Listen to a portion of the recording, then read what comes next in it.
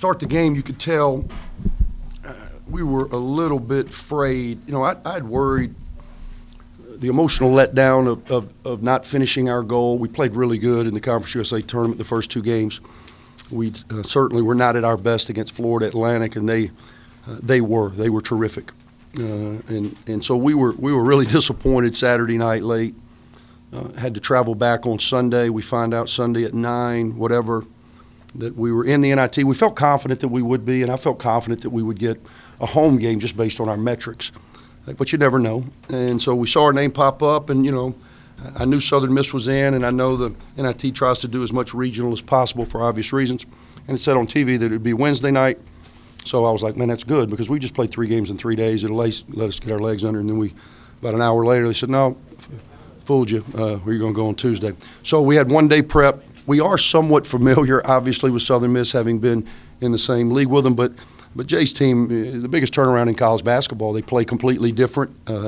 They've added some key pieces to their personnel, and they've had a terrific year. So I thought we started sluggish. At halftime, man, I just tried to challenge them to play to their standard. And we have been, coming into tonight, we've won 12 out of 14. And prior to losing in the conference tournament finals, we'd won 8 straight. So we were playing good basketball, and then we didn't play very well against Florida Atlantic. And I just challenged them to play up to their standard that they had established all year. And I thought in the second half you saw that. Say Jelly shows up, you know, every day, even if shots aren't kind of falling. But, you know, me and you talked about yesterday about who wants to be here, and it looks like KJ Buffin could kind of answer that question for you. Well, you know, it's crazy. I challenged him at the half. He was 5 for 14 in the first half, and he said, "I took 14 shots." I mean, that's like a month for him, for you guys that follow us. And I was like, "Yeah, bro, you took 14," and I don't think any of them were wrong just based on how they were playing. They were pressuring Jelly. Then they had another guard that was going to try to, when he got within the NBA range, they were going to try to pressure him and get the ball out of his hand. So the guy that they were helping off of was typically our 4-man, i.e. KJ, and we had him in that foul line area, a little short roll, and you got to make plays out of it. First half, he wasn't finishing as well, 5 for 14. He finishes 11 for 21, so my quick math would say 6 or 7 in the second half. Did a much better job of finishing, 26 points, 12 rebounds. He obviously was the X factor for us tonight. Even that first half when he wasn't finishing, it seemed like he kind of sparked you guys, got you out of a little bit of a sluggish thing, but he kind of took over, at least being aggressive-wise. You know, they played every possession tonight, that matchup zone, in meaning it's kind of man-to-man principled, but they're really perimeter-oriented, and that was just based on Jelly, I'm sure. And we did a good job of finally playing behind it. We were great off our offensive glass. We have 19 big offensive rebounds, points in the paint, plus 32. That's the difference in the game. We just had to accept attack. And once we started doing that, is this the end of the earth? Once we started doing that, then we took control of the game. Andy, talk about the resiliency of your team. You know, you get down early, 5 points, you know, a couple turnovers, and just seems, you know, kind of KJ and kind of picked up the team and, you know, got back to business. Yeah, I mean, goodness gracious. I mean, they have 24 turnovers. They're a good basketball team. I mean, I got so much respect for Jay Ladner. I've known him forever. He was a high school coach, a very successful high school coach in Mississippi when I was the coach at Ole Miss. I got to know him early in my tenure. We're friends. And I'm just so excited for him. Coach of the year. They won the league championship. Tonight just wasn't their night. Now, conversely, they got eliminated from their conference tournament pretty early, so they've been waiting about 10 days, and I think they were a little bit – I think our speed, we sped them up. The point is we turned them over 24 times. We turned it over 19 times. Ridiculous. We have been incredibly loose with the ball, and that doesn't look like it's going to change. I hadn't been able to get that changed through 35 games, but we've got to be really good in the other areas, and thankfully we were. It seemed like Ladarius Brewer tonight, you know, it's been a while since he's really had, you know, given you much offensively. But tonight I thought he gave you a pretty good little sparring. Yeah, you know, he's had some injuries. It was first his hand, then it was his wrist, and then, you know, honestly, it's like I'm expecting him to play, and then he doesn't go in practice, so I don't feel comfortable putting him in the game just because of reps. I think he's finally kind of rounding in, and we were playing so good with Tave when we had that run, and so he was kind of getting odd man out minutes. I went to him a little bit in the tournament because of his ability to score. You know, he's got the, you know, Taves defensively, we trust him, and he gets these you know, grimy points. But LA's a guy that can space, and the way they were guarding us, again, there were going to be some perimeter shots, so we went to him early, and he responded.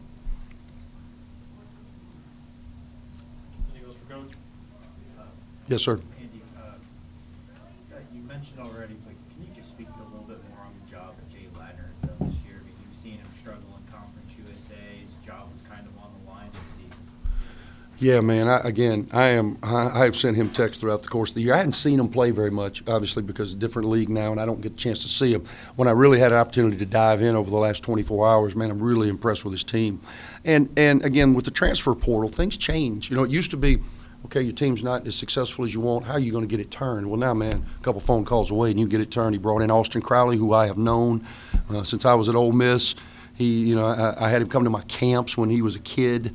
And then Felipe Hasse, who obviously played for my guy Frank Martin in South Carolina. I was doing the TV stint so I was around that program a lot. And those kids have really impacted the game. I think Pinckney has improved, which shows that internally they're making improvements. I thought they got a great contribution tonight.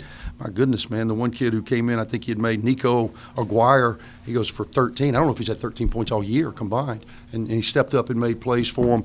Again, great love for Jay. Nick Williams, who's on Jay's staff as a newcomer, was my starting small forward on the 2013 SEC championship team. So big love there. So it just wasn't their night. They're a much better team than they showed tonight. It does not take away from the outstanding season they had.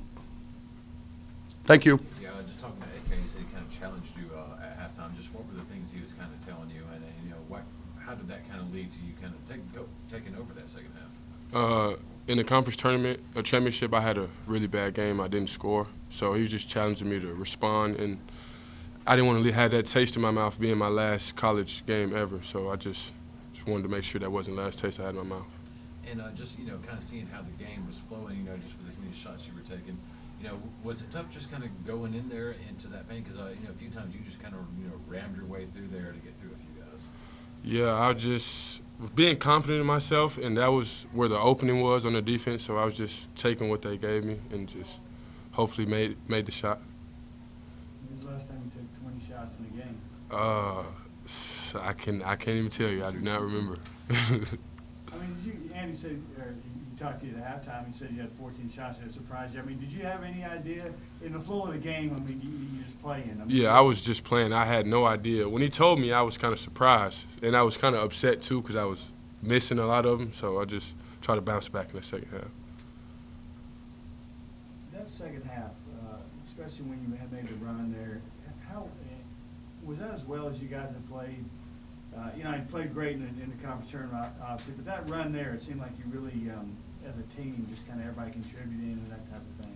Well, I personally, I feel like we've had spurts throughout the year where we look really good. So I honestly don't know.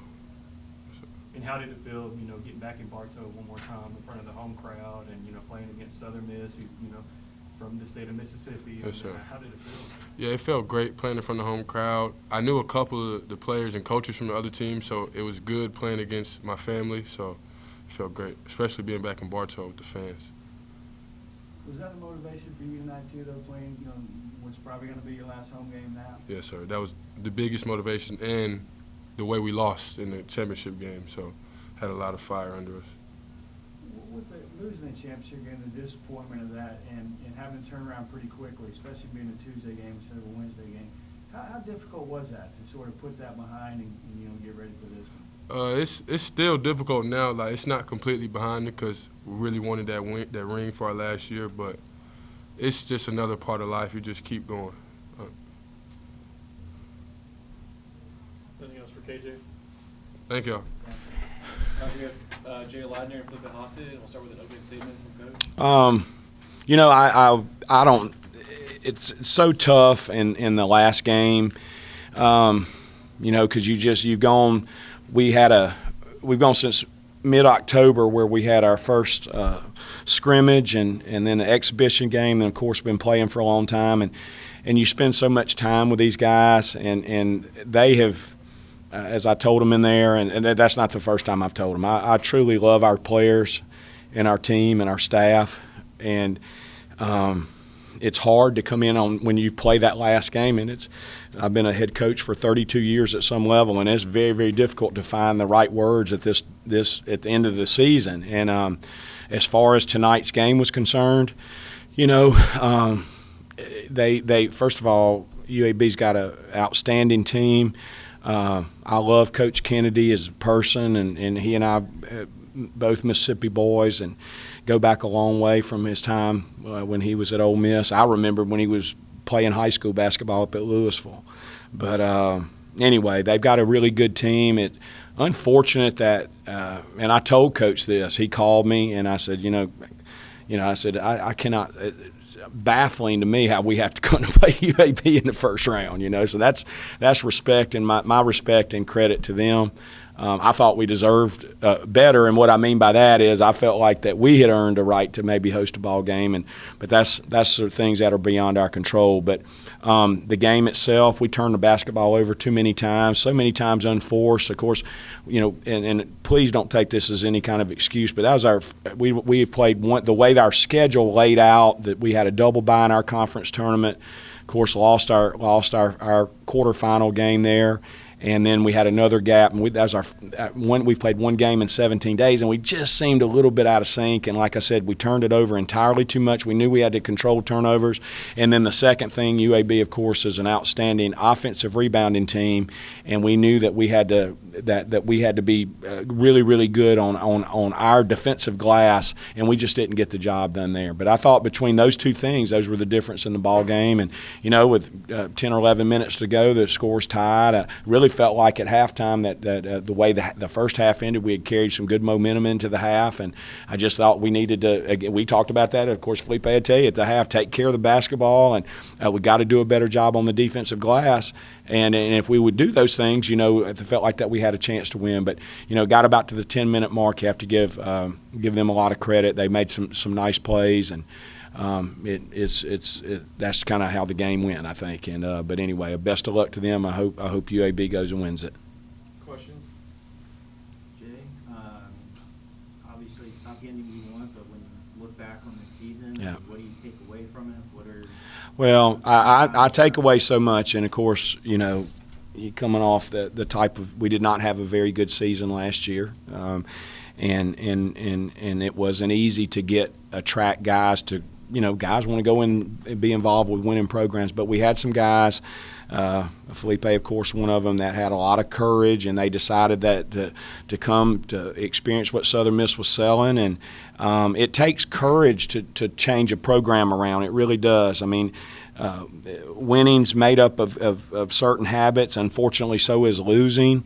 And it takes courage for that to change. And we had some guys between the guys that came back and that hung in there with us when a lot of players opted to leave, I'm indebted to those guys. And then we had a great influx of players that came to the program, and they just meshed from day one. And of course, Andrew, I've told you this multiple times, that I just knew from day one just the way that they operated, the way they approached practice, the way they approached each other, the way certainly their skill set and all that is beyond question that it was going to be a much better year. I would have never anticipated that we set the school record for wins. We won the league for only the second time in school history where we won it outright. We were 15-0 at home. They did so many good things, and I don't want the last couple of games to take away from what they accomplished, and I'm forever indebted to it and love them. Felipe, kind of a similar question. You're catalyst to one of the biggest turnarounds in college basketball history. What's one of your biggest takeaways from the season? And secondly, even back to the summertime, did you have any doubt of what you guys were able to accomplish? Not doubt, but I had to start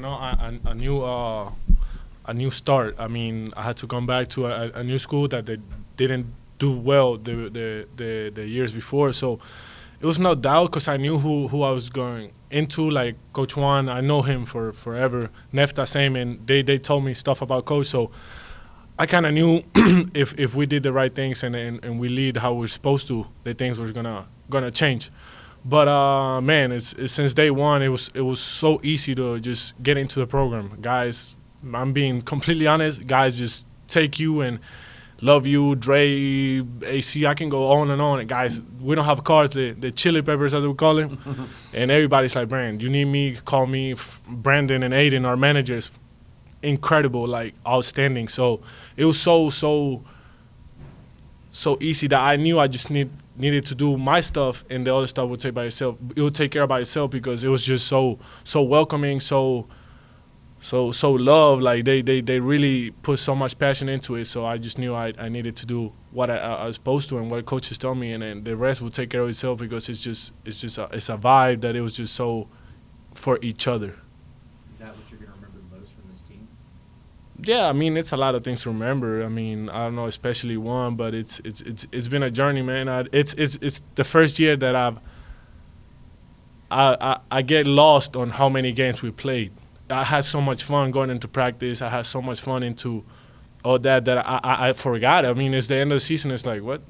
We could just keep playing. But I got so into the team and the emotion and how we were doing and all that I literally it just flew by because it was no bad days that you're fighting with yourself. You just do what you're supposed to, and then we'll take care of yourself. But it's a lot of things. I can't name you all of them, but it's been amazing, man. Hattiesburg, I never thought in my life I would live in Mississippi, and that's changed my life. It's been real. Coach, through your film work before this game with KJ Buffin, what were your thoughts of him coming in? Yeah. And were you surprised that he, took as many shots and was just? Well, he was incredibly aggressive, and I thought he did a great job. I thought that he played. Of course, I was very familiar with, of course, being it was time at Ole Miss, but we and Walker causes so many problems. Of course, you pay so much attention to him, but I thought tonight was really the difference maker. He was so aggressive at getting to the basket. Of course, ended up fouling Felipe out, and a lot of that had to do with him and how aggressive he was, and he was finishing.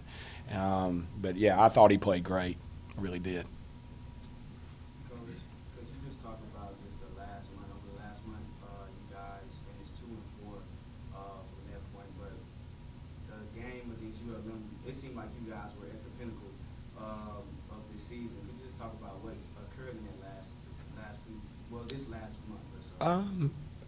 I guess that you're maybe thinking that we peaked too early. I mean, I'm just trying to read into your question, and I wouldn't say that. I would. We lost at Old Dominion, a really, really hard fought game, of course, and that a game that was tied with 20 or 30 seconds left. But our guys played hard.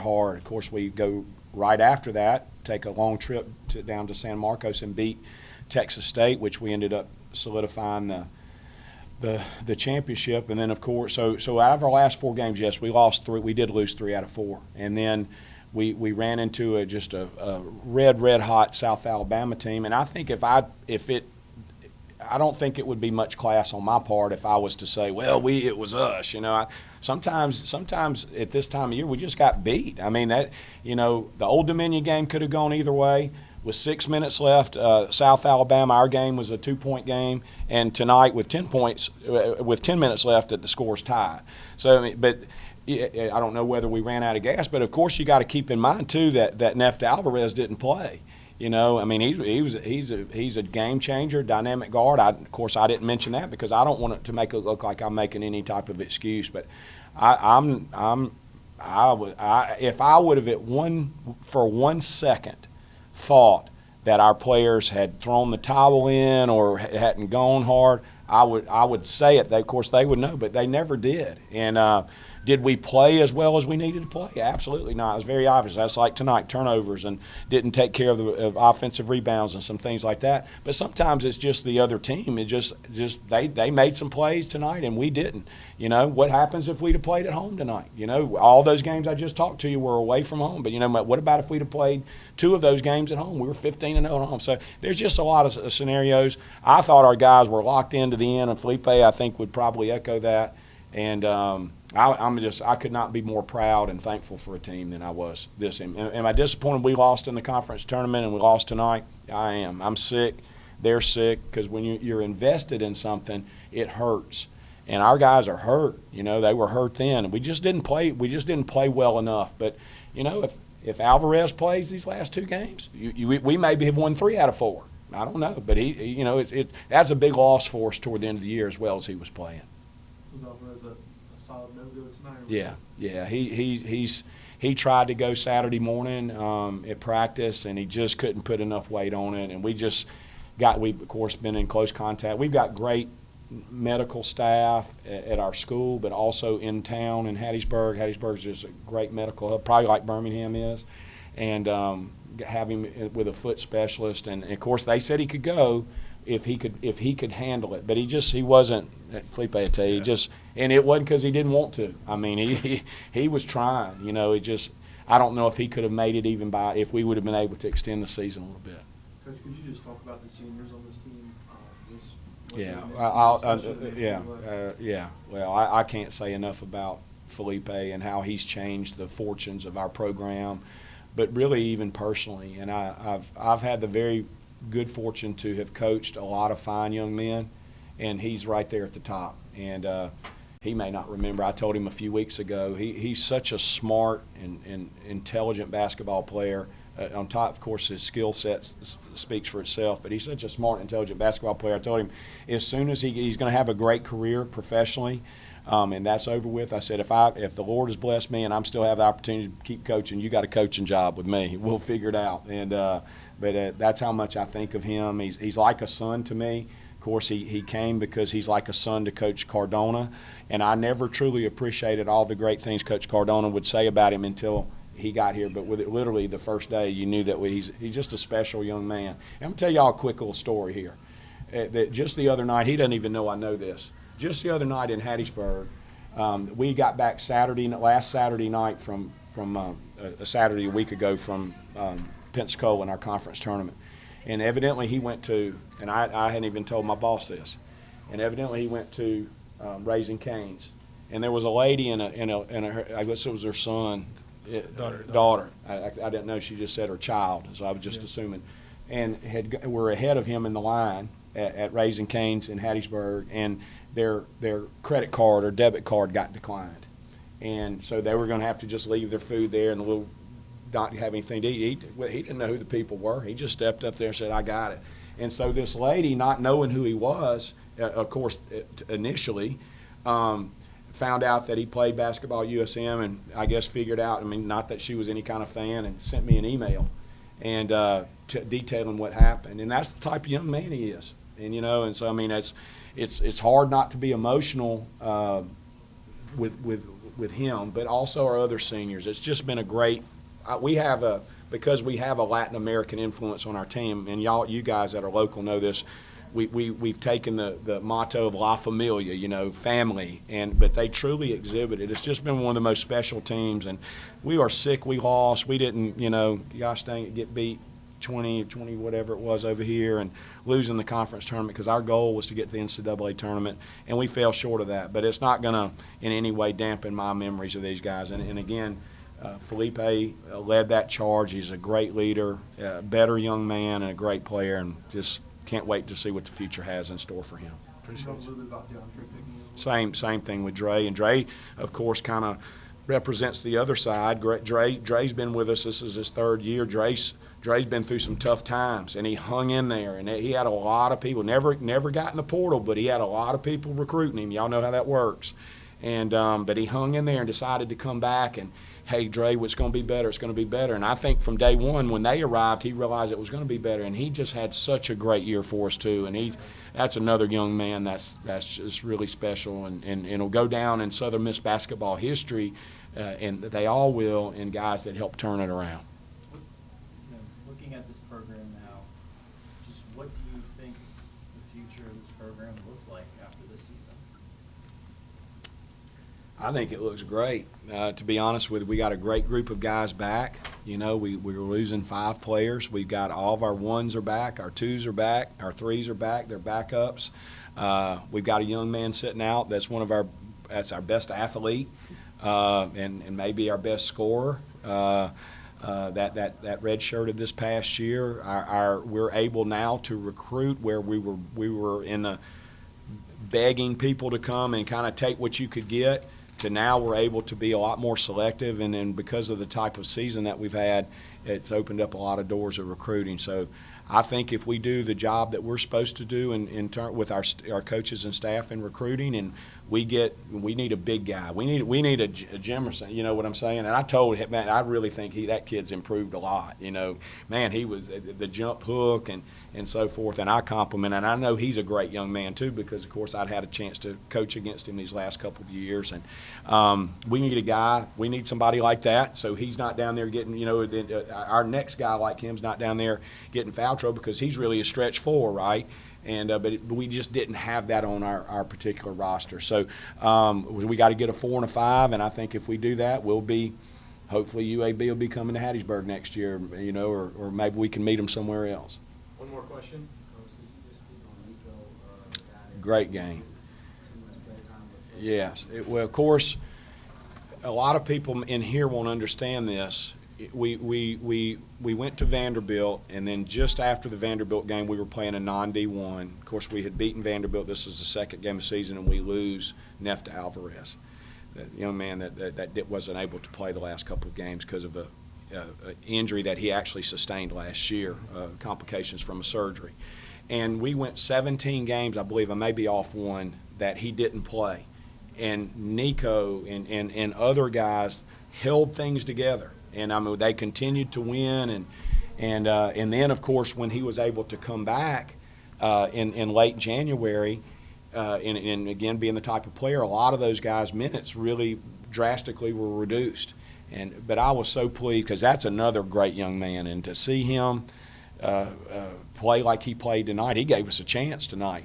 And here I will say this about Nico: when Felipe, we were recruiting Felipe, and I was just trying to figure out, you know, how in the world we could get him, and Felipe said, "Coach, that's my best friend." And I said, "All right, we'll sign him." You know, I said, "Whatever it would take." You know, he could have told me, you know, we could sign his mom or something. We just okay, good. You know, if whatever we had to do to get Felipe. But Nico has been awesome, great young man. He's got a great future in front of him. Plays for the Chilean national team program like Felipe does, and so pretty neat deal. Yeah, I thought he played great tonight. Thanks, guys. Okay, thank y'all.